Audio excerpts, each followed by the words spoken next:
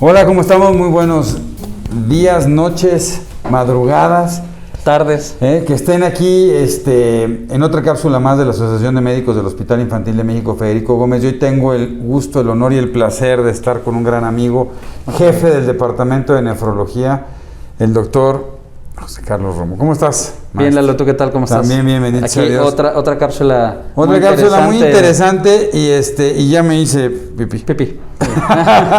De un tema muy interesante que se llama enuresis y que mucha gente no sabe. ¿Y qué es enuresis? Bueno, empezando para definir enuresis. La enuresis es la presencia de orina nocturna, o que el niño se hace pipí en la noche cuando está dormido. Esa es como la definición, ¿no? La enuresis, de alguna manera, hay que dejar esto muy claro, ¿no? Tiene ya una estadística muy bien definida, ¿no? La enuresis, o la presencia de estas micciones nocturnas, hasta los 5 años, más o menos entre el 15 y el 20% de los niños pueden padecerla. A los 7 años esto disminuye entre el 7 y el 10%, y en la adolescencia entre un 3 y un 5% de los pacientes o de los niños pueden tenerla. Pero ya está normal, o sea, ¿cuándo podrías decir? Espérame, esto hay algunas cosas importantes, ¿no? ¿Cuándo se considera normal o hasta qué edad se puede considerar normal y cuándo habrá que preocuparse, ¿no? Quizá lo más cuando importante... la novia ya le diga, oye... y ahí hay algunos factores importantes. Pero, por ejemplo, hasta los 5 años este 20% puede caer de alguna manera dentro de lo todavía, entre comillas, medio normal. Pero a los 7 años ya hay que empezar a investigar cuál es la causa por la cual esto se está presentando, y definitivamente en un adolescente también, ¿no? La enuresis es más común en varones que en mujeres. Esto también es importante mencionarlo. Hasta 3 veces más común en varones que en mujeres. Y la enuresis se puede dividir en 2. En enuresis primaria, y ahorita voy a decir qué es enuresis primaria, y enuresis secundaria. La enuresis primaria es aquella enuresis en la cual el niño nunca ha logrado controlar el esfínter nocturno. Y la enuresis secundaria es aquella en la cual el niño ya lo controlaba y empieza a tener accidentes nocturnos a cualquier edad, ¿no? O sea, a lo mejor controlaba el esfínter a los 3, 4 años y luego a los 6 o 7 ya empieza a tener accidentes, ¿no? Entonces, la enuresis en general, ¿no? De manera global la consideramos como un trastorno no grave, ¿no? O sea, no es algo que de alguna manera vaya a poner en riesgo la vida del niño. Pero sí es un trastorno que hay que investigar cuál es el motivo, cuál es la causa por la cual se está presentando. Porque puede haber varios motivos. Puede haber motivos que, insisto, pueden ser que hagan que el niño nunca pueda controlar el esfínter, o motivos que hagan que el niño ya lo controlaba y está empezando a tener estímulos, o está empezando a tener algunas alteraciones que pueden hacer que el niño haga pipí de noche, ¿no? Conforme vayamos platicando, vamos a ir hablando de datos de alarma de la enuresis, ¿no? Porque sí hay datos de alarma, así que pueden decir, esto puede ser la causa de la enuresis, o definitivamente uno no puede tener explicaciones, ¿no? Ahora. Claro, porque es bien importante decir, bueno, ¿por qué está haciendo pipí, no? Sí. ¿Y con quién tengo que ir? Porque ese es el rollo, ¿no? Voy con el nefrólogo, voy con el neurólogo, voy con el psiquiatra, voy con el psicólogo, voy con el urólogo. Voy con mi pediatra. Bueno, en general el pediatra, ¿no? El pediatra le dice, no se preocupe, es flojito y lo va a resolver. Les digo yo siempre, sí, bueno, cuando cumpla 18 vaya con la novia, ¿no? Le voy a decir, ¿qué onda? Pero entonces es bien interesante, sí tiene que haber un patrón de control y de regulación del control de esfínteres, que es un proceso natural y biológico que se tiene que dar, que tiene que ver con funciones del sistema renal. Exacto. Aquí, y con funciones del sistema neurológico. Aquí hay que entender que esto lo podemos como englobar en diferentes círculos o diferentes causas, ¿no? Una causa que es bien importante son las causas genéticas, ¿no? ¿En qué sentido las causas genéticas? Se describe que un niño puede padecer enuresis hasta el 40% de posibilidades si uno de los papás la padeció en la infancia. Segundo, si los dos papás padecieron de enuresis, ¿no? Si a lo mejor la mamá fue de este grupo pequeño de mujeres que la padecen, puede ser hasta el 70% de posibilidades de que el niño padezca enuresis. Entonces, siempre, en todo interrogatorio de un niño que padezca de enuresis, hay que preguntarle a los papás si ellos la padecieron o no. Ese es un grupo. Otro grupo es el grupo que tiene que ver con neurólogo. ¿Por qué? Porque hay veces que la conexión entre el sistema nervioso Carlos ya no lo aventó hasta... y la vejiga puede ser de alguna manera inmadura o no estar completa, y los niños se quedan dormidos profundamente y no tienen sensación de ir al baño y se hacen pipí. Otro grupo son malformaciones anatómicas de la vía urinaria, ¿no? O sea, que tienen que ver con que la vejiga a lo mejor es demasiado pequeña, o es una vejiga que tiene demasiado, o sea, el tono demasiado fuerte y no se distiende y no alcanza a almacenar mucha ¿A qué edad orina. un niño ya tiene una capacidad para que se llene la vejiga y aguante toda la noche? Entre los 3 y los 5 años. ¿Qué más o menos cuántos mililitros son? Pues es que depende también del peso y de la talla del niño, pero más o menos, pues podríamos hablar de unos 200 mililitros, entre 180 y 200 mililitros más o menos. Y eso te alcanza para toda la noche, perfecto. Pues es que un niño chiquito sí, ¿no? Ya en un adulto, pues ya eso sí definitivamente no, pero eso va a ir cambiando con el tiempo. Pero a lo mejor la vejiga se quedó chiquita. Entonces eso hace que ya en la noche el niño aumente de peso, aumente de talla, aumente su gasto de volumen y la vejiga no crezca, entonces se hace pipí. ¿Y por qué no es esto? Pues puede haber problemas del tono o de la inervación. Por ejemplo, problemas de columna, por ejemplo, la espina bífida, puede generar que tengan también alguna alteración. O problemas, por ejemplo, eso es bien interesante porque algo que también tenemos que interrogar es si los niños no refieren que se les adormecen las piernas o que tienen sensibilidad o o alteraciones en la sensibilidad de las extremidades, ¿no? Entonces, alteraciones en la vejiga y en la forma y el tamaño de la vejiga son muy importantes, ¿no? Otra puede ser también el estreñimiento. ¿Por qué? Porque el estreñimiento crónico puede hacer que el intestino se llene de materia fecal, aumente su volumen y aplaste la vejiga. Entonces la vejiga se empieza a llenar, no aguanta a llenarse toda la noche y por eso los niños se hagan pipí. Y de las causas que también pueden ser, por ejemplo, causas renales, y esto sí es un foco rojo, son causas que tienen que ver con una excesiva producción de orina. Entonces, aunque los niños de alguna manera tengan una vejiga sana, no sean estreñidos, sean niños que no tengan ningún problema, ahorita vamos a hablar de las causas psicológicas, ¿no? El riñón empieza a producir mucha orina y no aguantan los niños 8 horas secos. Otra de los grandes grupos, ¿no? Que sí aquí es muy importante, es la parte psicológica, ¿no? Por ejemplo, de las causas secundarias, la parte psicológica es, yo creo que la más importante, en donde el niño ya controlaba bien esfínteres y de pronto en la familia empieza a haber alguna alteración, ¿no? O sea, o cambio de casa, o cambio de escuela, o que me lo están molestando en la escuela, o que la maestra lo regaña mucho, o que los papás se están divorciando, o inclusive ahorita, en épocas de este confinamiento por esta pandemia, esta contingencia, pues los niños han cambiado mucho su rutina, han cambiado mucho su patrón, aunque nosotros no los percibamos, pueden estar muy ansiosos, ¿no? De estar encerrados, de no ver a sus amigos, de no ver a los abuelitos, de no ver a los primos. Y esos cambios pueden generar de manera muy importante estas alteraciones de manera secundaria. O sea, son niños que a lo mejor están en segundo o en tercero de primaria, ya controlaban esfínteres de manera maravillosa y de pronto ahorita están empezando a tener estos problemas. Ojo, no hay que pensar que es algo de lo anterior, sino a lo mejor es algo secundario a un cambio en este estilo de vida y en esta manera esta nueva normalidad, por decirlo de alguna manera, ¿no? Sí, no, yo creo que es bien interesante, ¿no? Nosotros siempre lo que hacemos cuando un niño tiene problema de enuresis es primero revisar que no vaya a tener alteraciones medulares, ¿no? A través de la exploración de la columna, ver cómo está la sensibilidad, cómo están los reflejos. Casi siempre el niño con problemas a nivel vertebral hace una enuresis primaria, o sea, no ha controlado los esfínteres. Y difícilmente lo controlará. Difícilmente lo va a controlar y hacen tanto diurno como nocturno, no les cuesta trabajo.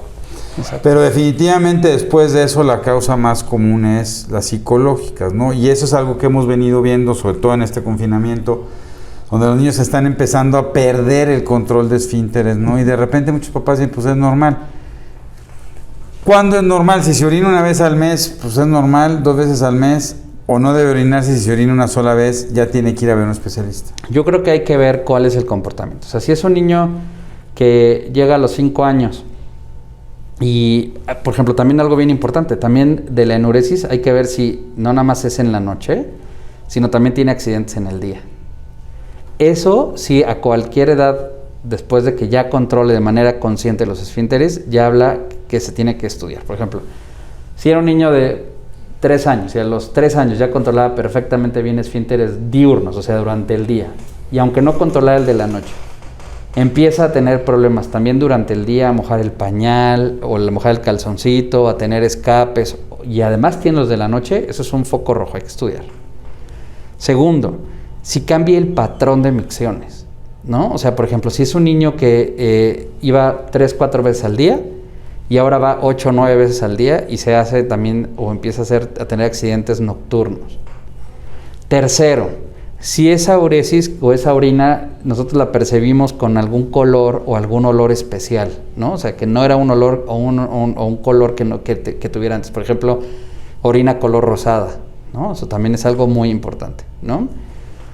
Cuarto, ¿no? Que el niño empiece a tener pérdida de la sensibilidad, ¿no? O sea, que digas que mamá ya no, o sea, antes sentía cuando tenía ganas de ir al baño y ahora ya no siento cuando quiero ir al baño. Hay que creerle a los niños que esto les está sucediendo, ¿no? ¿Por qué? Porque hay veces que dicen, no, es que es porque estás nervioso, no, es porque te fue mal en la escuela, no, es porque no, tal cosa, no. Hay que creer que el niño está teniendo una pérdida en la sensibilidad de la orina. Esos son datos de alarma súper importantes que se pueden asociar a la enuresis. Ahora, si es una enuresis primaria, nuevamente estos chiquitos que nunca han controlado esfínteres, llega a los 5 años y sigue teniendo algunos accidentes y poco a poco va madurando, ni molestarlo. Eso se va a quitar. Pero si es un niño que llegamos a los 7 años y ni en cuenta se da que tiene que hacer pipí en la noche, ese niño sí hay que estudiarlo, ¿no? O sea, tenemos como todavía ese rango como para poder empezar a ver algún cambio. Pero si a los 7 años no hay ningún cambio, ese niño sí hay que estudiarlo, ¿no? Ahora, ¿por qué mencionaba lo de los papás? Porque ciertamente, si existe este como patrón de comportamiento genético, esto sí es algo que esperamos que eventualmente se quite.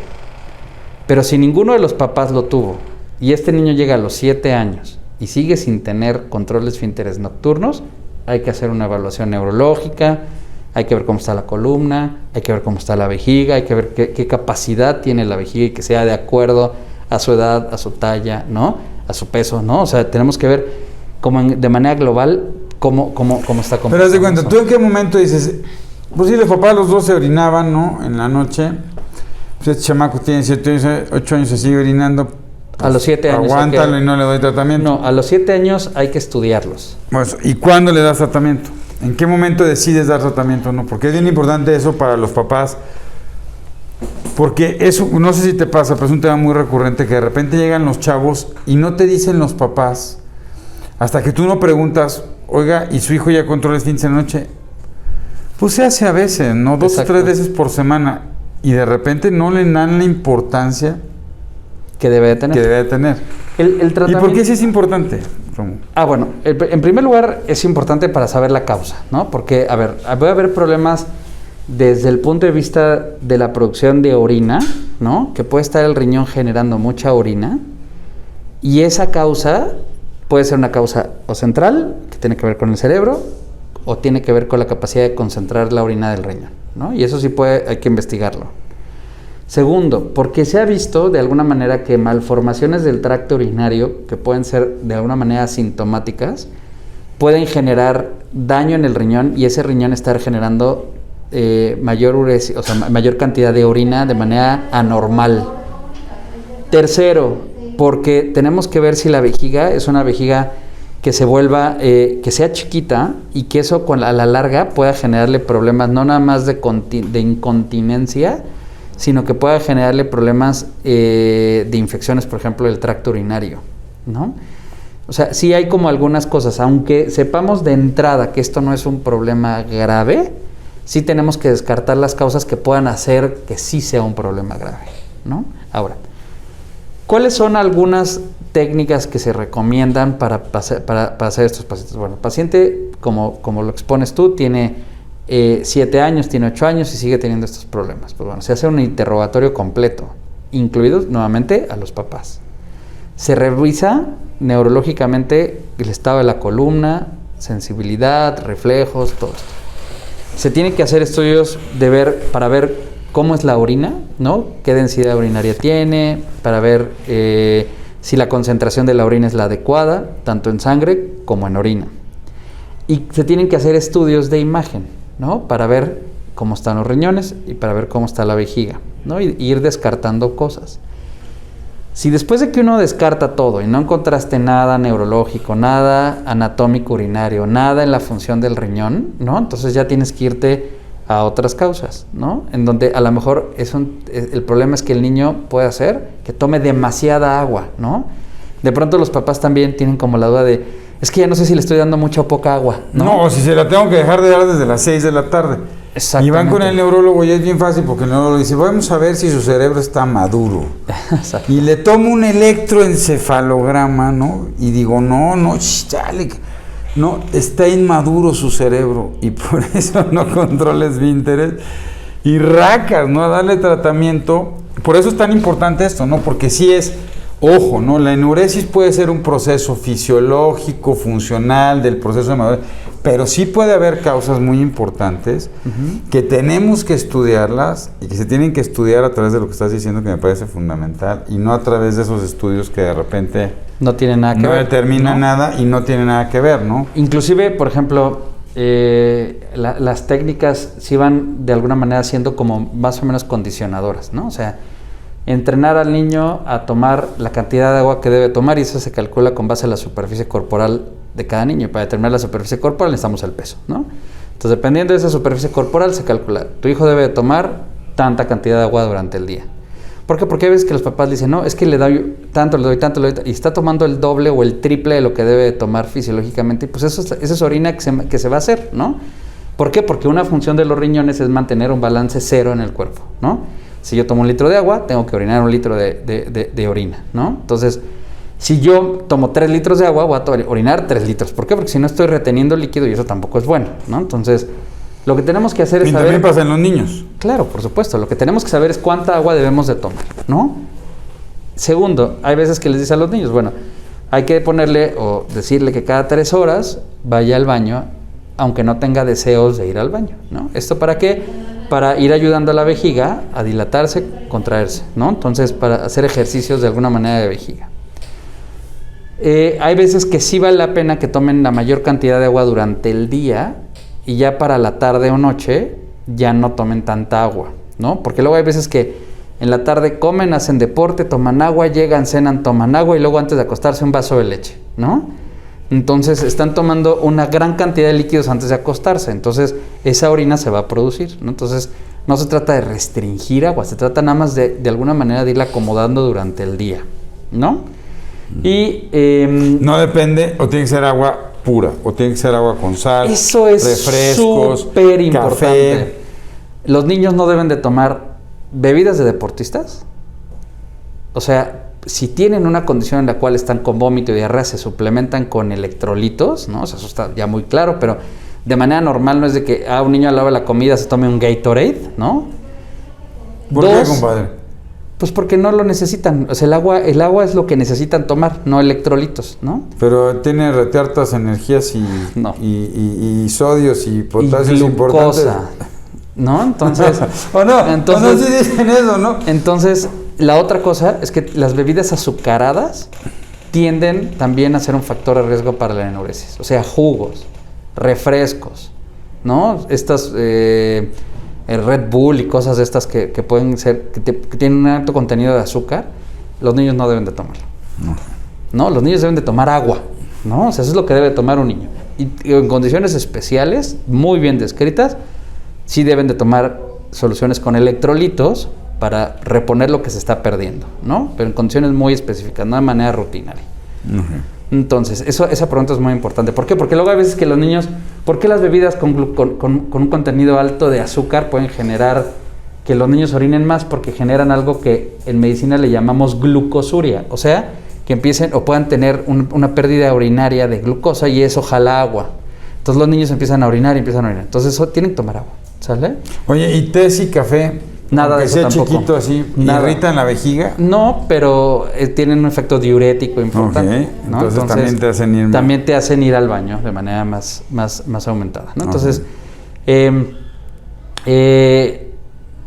otras cosas que pueden servir, y esto es algo controvertido, hay grupos que dicen sí háganlo, hay grupos que dicen no lo hagan, despertar al niño en la noche, ¿no? Se recomienda que si se va a hacer solamente se haga una vez en la noche para no interrumpir el ciclo de sueño del niño, ¿no? Porque si lo levantan cada 3 horas, pues el niño no va a dormir, el día siguiente se va a estar durmiendo en la escuela, ¿no? Sí, eso genera otros problemas. Eso genera otros problemas. Y la otra cosa que se puede utilizar es estos sensores como de condicionamiento de cuando se hace... Sí, la alarma, ¿no? Suena la alarma, que es muy estresante. Es muy estresante y además la idea en la que esto funciona es que hace de alguna manera que el cerebro tenga como una concientización de que se hizo pipí, una condicionación, ¿no? Es un acondicionamiento pavloviano.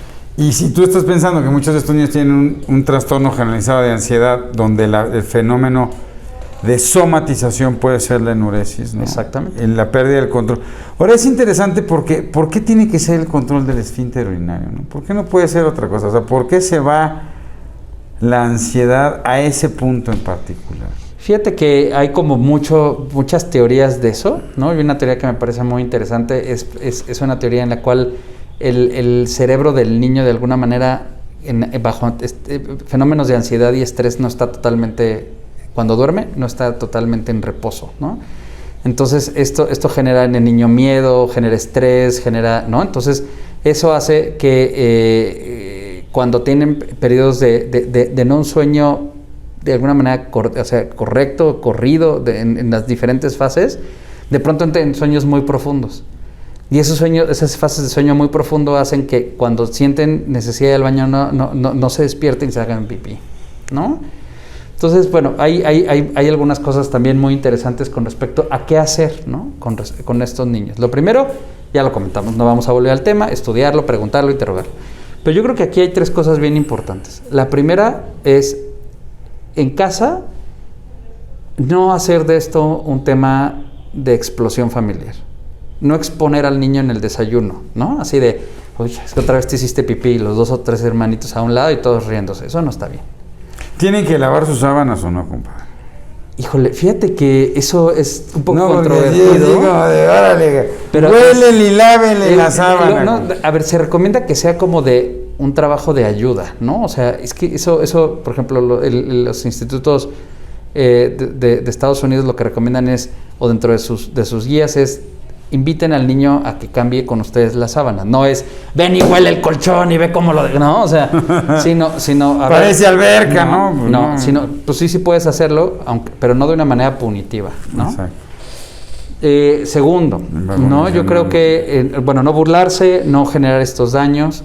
Y tercero, yo creo que algo que es bien importante es hablarlo con los niños, ¿no? Decirle, a ver, hijo, tú tienes esto, o estás teniendo estos problemas, te creemos que lo que te esté generando, que esto es algo importante para ti, pero aquí estamos para ayudarte, hablarlo, ¿no? Es un tema escondido, ¿no? Inclusive, es bien interesante, pero hay algunos escritos en donde dicen, bueno, si los niños ya están en tiempo de ir a un camp, ¿no? O a un viaje, inclusive buscar la manera de acercarse con alguien de estas personas que son los que están al cuidado, al pendiente de ellos y explicarles, ¿no? Para que sea como un trabajo en equipo, ¿no? O sea, Bueno, yo te voy a decir una cosa. El momento en que los papás te buscan para atender la enuresis es cuando el niño se tiene que ir a un campo. Por supuesto. Y en ese momento dicen, en la madre, pues ya no se puede ir al campamento, o ya lo están invitando los amigos, y cómo si se sigue haciendo pipitos, va a ser una bronca, ¿no? Exactamente. Ahora, y más que pasa, ¿por qué pasa más en varones que en mujeres? Fíjate que eso sí no lo sé. No sé si tenga algo que ver con... Somos más sensibles seguramente ante los estresores de la vida. No sé si existe algún factor específico en el varón. Desde el punto de vista anatómico no igual. tiene una explicación el por qué se da más en hombres que en mujeres. No.